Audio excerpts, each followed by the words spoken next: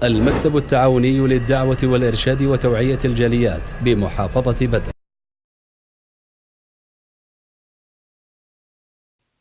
Alhamdulillahi Rabbil Alamin, wabihi nasta'in fi umuri dunya waddin, wassalatu wassalam ala rasulillah wa ala alihi wa ashabihi wa man tamassaka bisunnatihi ila yaumiddin, wa ba'd. Assalamu alaikum warahmatullahi wabarakatuh. Lahat ng papuri ay para kay Allah lamang.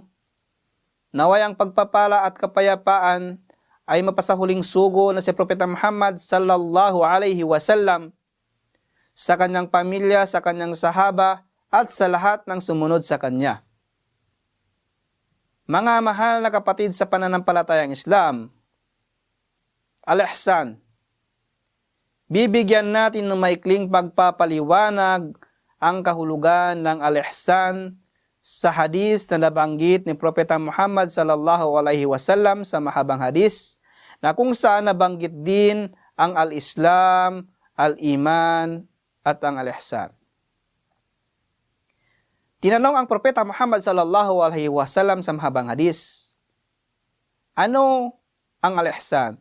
Sinabi ng Propeta Muhammad sallallahu alaihi wasallam, ang Ihsan, an ta'budallaha ka'annaka tarah, fa in lam takun tarahu fa innahu yarak.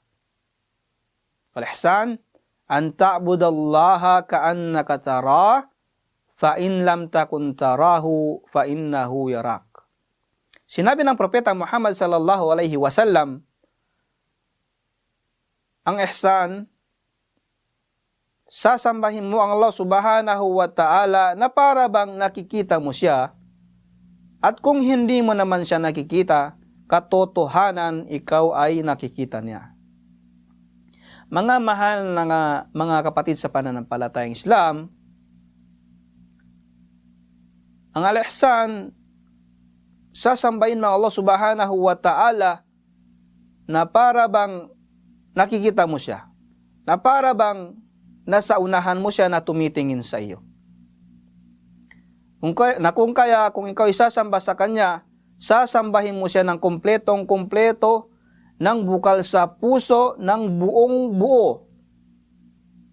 Sasambahin mo siya na para bang nasa unahan mo lang siya. Kaya gagawin mo ang gawaing pagsamba ng bukal sa puso, ng may takot, dahil andyan sa unahan mo. Fa in lam takun tara fa innahu yarak. At kung hindi mo naman siya nakikita, ang Allah, katotohanan ikaw ay nakikita niya. Ikaw ay naniniwala kung sasambahin mo ang Allah subhanahu wa ta'ala, ikaw ay nakikita niya. Kahit hindi mo siya nakikita, gagawin ng buong puso ang pagsamba sa kanya, dahil ikaw ay nakikita ng Allah subhanahu wa ta'ala. Napakaraming mga ibada, gawaing pagsamba ang sinabi sa atin, ang inutos sa atin ng Islam.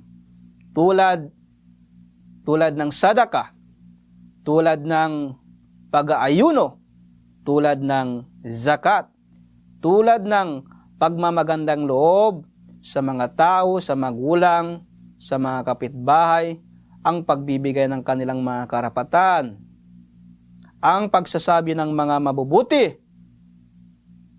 ang pag-aalis ng mga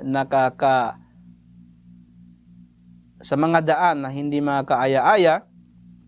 Napakarami mga gawing pagsamba tulad ng pagsasala.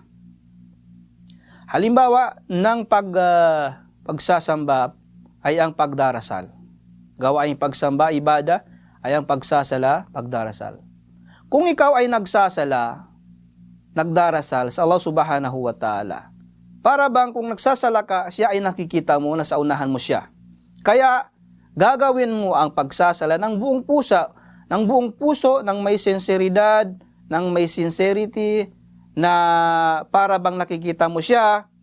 Kaya gagawin mo ang pagsamba ng kumpleto ng pamamaraan nito, ng may khusyu, ng may tumanina, na para bang kinakausap mo siya, na dahan-dahan mong pagsasala sa kanya. Hindi ka nagsasala ng may pakitang tao, bagus ito ay para sa kanya, ito ang ibada, kaya gagawin mong pagsasala para sa kanya dahil inutos niya. Ito, gagawin mo ito ng kompleto sa ayon sa pamamaraan nito. At kung hindi mo man nakikita, ikaw ay naniniwala na gumawa ng pagsasala, ikaw ay naniniwala na andyan siya, at tumitingin sa'yo na andyan siya sa unahan.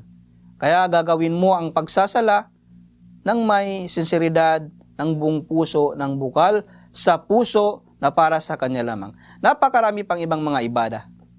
Tulad ng sadaka, tulad ng pag-aayuno. Nag-aayuno ka para sa Allah subhanahu wa ta'ala. Siya lang ang tanging nakakaalam ng iyong pag-aayuno, ng iyong pagpapasting. Kaya nag-aayuno ka para sa kanya ng may ikhlas, ganyan.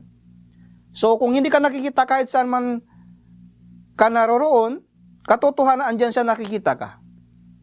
Kaya ang pagpapasting mo ay may takot sa kanya na hindi ka gagawa ng mga masasama na ipinagbabawal ng Allah subhanahu wa ta'ala. Naway gabayan tayo ng Allah subhanahu wa ta'ala at bigyan tayo ng ikhlas sa ating gawaing pagsamba. Wa ba'd, assalamu alaikum warahmatullahi wabarakatuh.